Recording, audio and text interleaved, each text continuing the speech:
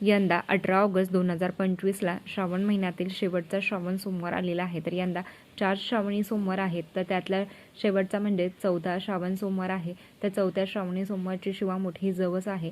जव आणि जवस या दोन्हीमध्ये फरक आहे. तर आपल्याला जवस ही शिवामूठ अर्पण करायची आहे. शिवामूठ अर्पण करताना 3 वेळा शिवामूठ अर्पण करावी आणि शिवामुठीचा मंत्र म्हणावा.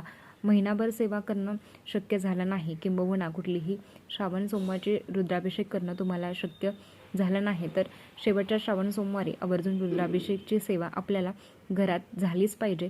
तर किंबहुना तुम्ही सामूहिक सेवेत जात असाल तरी तिथे जाऊन सुद्धा सेवा अर्पण करावी. भगवान शंकरांच्या चरणी सेवा रुजू करावी. ज्यांना काहीही करणं शक्य होत नाही तर त्यांनी कच्चं गाईचं दूध घेऊन भगवान शंकरांना अर्पण करावं आणि फक्त साध्या पाण्याचा जरी अभिषेक केला तरी सुद्धा भगवान शंकर आपल्यावर प्रसन्न होतात.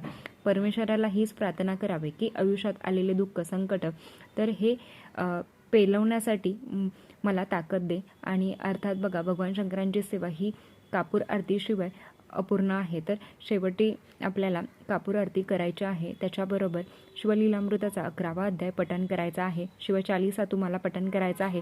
शिवस्तोत्र नामावली तुम्हाला पठण करायचं आहे आणि शिवस्तुती तुम्हाला पठण करायचं आहे. 1 दिवसाचं शिवलीलामृत पारायण सुद्धा तुम्ही पूर्ण करू शकतात.